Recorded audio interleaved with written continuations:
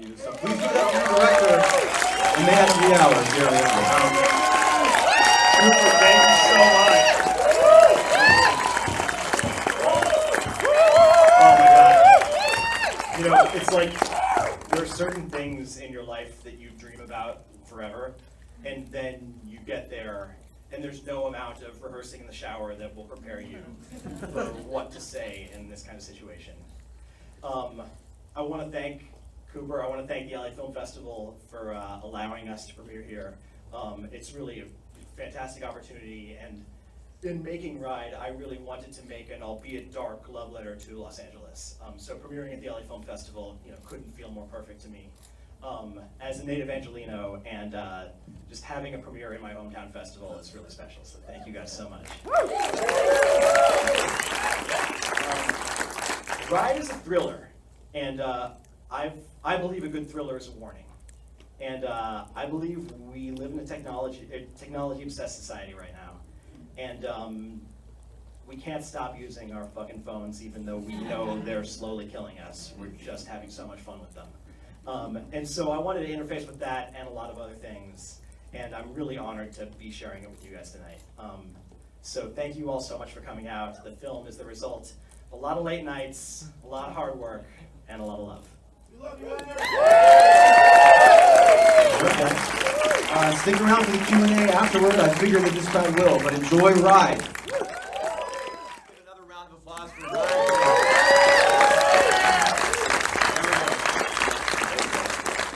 And one more for Jeremy Ungar. Thank you, guys. All right, let's sit down and let's chat about that creepy movie, man. What did you do? Oh, geez, yeah. First of all, a question for you. Do you have a piece of paper for this gum? I don't, in fact, but I do appreciate the fact that you're chewing gum right now. That's right. I felt it's a little meta, but I went with it. Oh, no, I like it. Yeah. I like it. Okay, so Will Brill Yes. plays Bruno. Yeah. I want to get right into that performance because that guy is twisted, but he's also really smart. And you wrote and directed this thing, and you put a little piece of yourself. Yes. He's one of those characters. Yeah. Especially, I feel like I'm kind of like, I shouldn't say this, right? But I'm like 50-50 Bruno and James. Right? Yeah, Okay. Yeah, I'm 60 James, 40 Bruno. That's the vibe I got. Tell us a little bit about writing for that character. I mean, Bruno really is like a pretty intense amalgamation of me and Will Brill. Like, Will and I went to college together, and we lived together for, periods of time. And I did Ride as a short before doing it as a feature, to sort of like, I'd written the script, but I wanted to do a proof of concept. And I knew I had to ask Will to play that role. Because there are just so many little things, like, Will is not a manipulative human being, but he does make you feel really cool. And I think Bruno's brand of manipulation involves making you feel cool. Like, there were two sort of like big references from cinema literature that I kind of tapped into for Bruno. One is another character that bears his namesake in Strangers on a Train, and the other is this character from The Iceman Cometh, Hickey, who has this monologue about manipulation, where he says that you just convince people you believe the thing they want to believe about themselves, and then you can get them to do anything. And he sort of reveals his coda there at the end when he's in the hot tub. He says, I can make you do anything. I can make you rob a store. I can make you take action. So I want to go back. Let's go back into your history, because something, as writer-director, had to prompt you to say, all right, I want to make this project. I want to write this script. And you said it was a short. Did you have just an awful experience in an Uber? What happened? I've had pretty good Uber experiences in general. But I looked recently. I was doing all this stuff. Okay, what the hell am I going to say about this movie? And I went back into. What am I going to say to this stranger that I did? Hey, before we were strangers and now we're friends. We just haven't met yet. No, I went back into my Uber history and I found my first fare I ever took. And You were a driver. Oh no! I was you were only a a passenger. I Okay. wanted to drive before we did this, but I sadly own a two-door car, and you're not allowed to do that. So, sorry guys. Guess I'll have to be a director of feature films. I went back and I looked, and I took, I think the first one, it was on the night before my birthday of 2014, and I wrote this in January of 2015, and I realized that that interaction had become so commonplace to me within a year. Like, this was a totally new thing of getting into a stranger's car. And by the time, you know, I think I had the idea for this maybe in December or something, it becomes so commonplace. And I feel like we have these new interactions that kind of technology has created for us, be it an Uber ride or like a Tinder date comes to mind. These things that, like, if 3 years ago, or 3 years before they were invented, you told someone about that, like, you're gonna meet this stranger from the internet, and then you're gonna have dinner with them and maybe go back to their home. You'd be like, oh, fuck that, there's no fucking way I'm doing this shit. And now like, people do that, you know, every single day we take an Uber or go on a Tinder date or whatever. And so I became really interested in those kinds of interactions that are so fresh, but then we become super comfortable with it. And then also my background as a director is in theater, and so doing something that was contained and could be dialogue driven was really appealing to me. And so those two were kind of why I thought Uber. Well, and I mean, it's interesting too, because it makes a lot of sense that you have that background. You choose to give yourself a big challenge as a director, to put these characters in such a confined space, which of course is great for a thriller. I mean, that adds to that vibe immediately.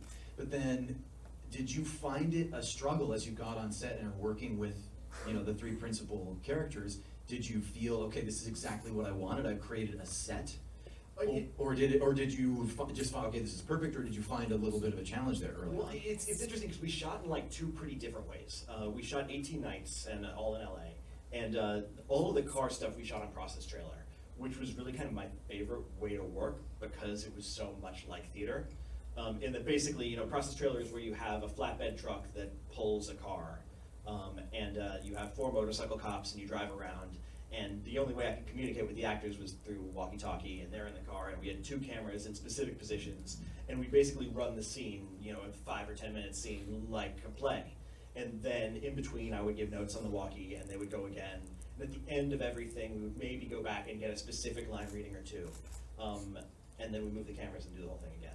And that was like very kind of like coming home for me, because I felt like the actors really got like they formed this like terrific ensemble between the 3 of them in the car, and then also it was just like it felt very immediate, and then it also provided this whole kind of new set of challenges when we were cutting, because you have like real trickiness matching at the speed the car is moving. And our editor is in the Yes, house yeah, tonight, Kayla, I can you believe. please? A round of applause.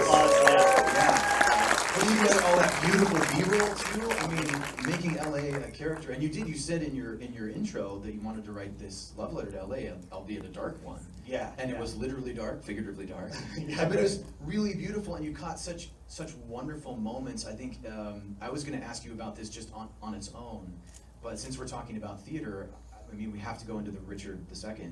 Oh, yeah. Monologue, and then also the moment that you captured the Cinerama logo, just crossing the passenger window, right? Mhm. And then I mean, there are other moments too where you get a sense of place where I see the Kaiser Permanente. Yeah. Going across the- There's an Arclight thing in Yeah. it. Yeah. There was. I remember. Was that just a happy accident? How did those things come It depends. about? Like we really wanted to let in the world of Los Angeles, Yeah. and there were decisions that we made to kind of foster that. Like one was the camera that we shot on, which was this Panasonic Varicam that has kind of this is like kind of boring technical jargon, but it has this flip-flop hub where its native ISO can either be 800 or 5000. Okay. And so we shot the entire movie at 5000 ISO, which basically just meant we used a lot less light, and we also could let in the lights of Los Angeles in this way that was, you know, felt special and different. And it's funny, we shot the short on red, and when you watch the short, it's a lot more like a bubble around the car, and there's a lot of darkness outside. There are some places where you see cool reflections and this and that. Yeah. But with the 5000 ISO, you really let in a lot of those LA buildings, and that was like a neat trick up our sleeve, I guess. But I also just vividly remember being on that process trailer, and my producer Keith Carval was sitting with me. He's in the house too, and he's fucking amazing. And Tyler Jackson, also a producer. The 3 of us were sitting on the process trailer. We were watching the Shakespeare monologue over and over again, and like, I swear, the Cinerama Dome came into frame, and I felt both their hands like kind of clamp down on my shoulders. Now get this. Yeah. And I mean, it really was like one of these things. It's the only shot in the movie that I really clock where it's not geographically correct. And I went a lot, Kayla and I went back and forth a lot about like, oh man, like, what are we gonna, and Kayla was just like, Jeremy, fuck it, you have to put this shot in, I love it so much. I love it, the editor throwing caution to the wind. Normally you'd expect like, Jeremy, we can't use this here. Oh, she's bold. And she's like, no, we're doing it. Yeah. We're doing it. Kayla's so awesome. Okay, so, all right, so we're talking about the visual of that moment, but just give us some background into why it was important to, really, it feels like you kind of ground Jesse's character, James, with this Richard II, that monologue, which is certainly not the most famous Yeah. of Shakespeare's work, but why is that important to you? Why did that make it into the script in such an important way? It's funny, because I remember writing the Richard II, or when I wrote Richard II. I remember writing the monologue and then thinking like, there's no fucking way anyone with money is gonna let me put this thing in the movie. And fortunately, people at Unified Pictures were fucking fearless about that stuff. But there was something about knowing that I wanted a Shakespeare monologue, because I feel like in LA, people say they're an actor, and in the back of everyone's head that you think, okay, so you're unemployed.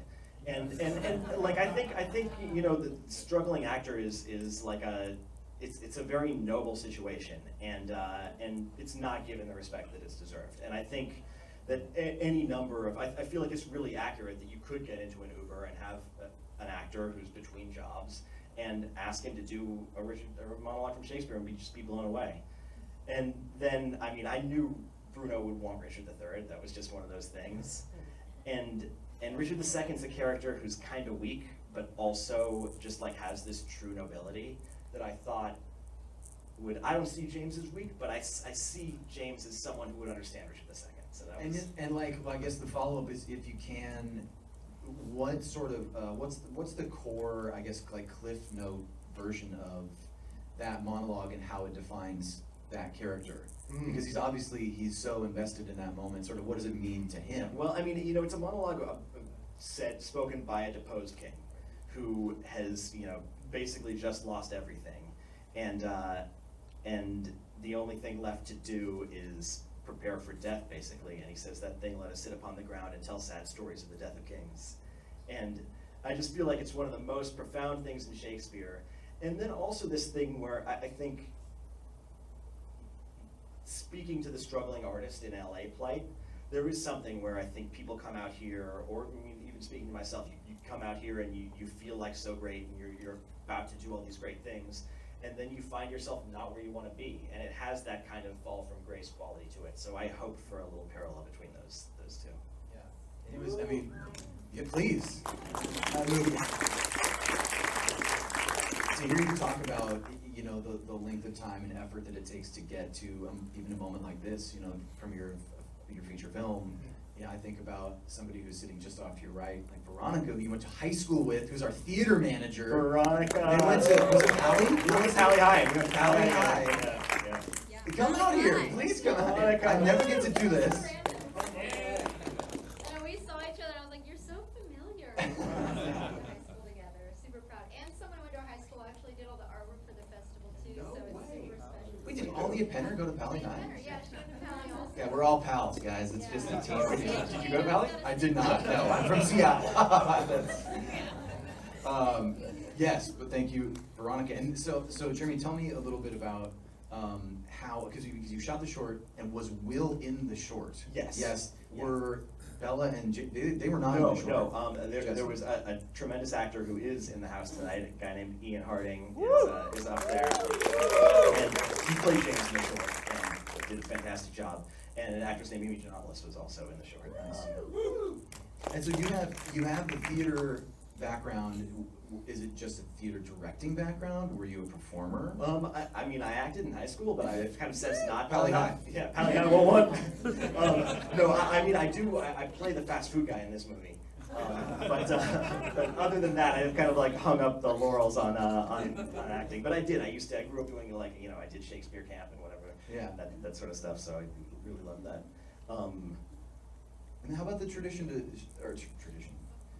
Pally High? How about the transition to short films? Because you worked on a number of shorts prior to this. Right? I mean, you know, when I moved out from, I always knew that I wanted to direct movies when I was a kid, and then I did a bunch of theater in high school, and I was really into working with actors, and I felt like that was my strong suit. So going to theater school became the thing that I kind of wanted to do. And then after that, I just knew I wanted to come back to LA. I got work as a production assistant, and I sort of did the, grind.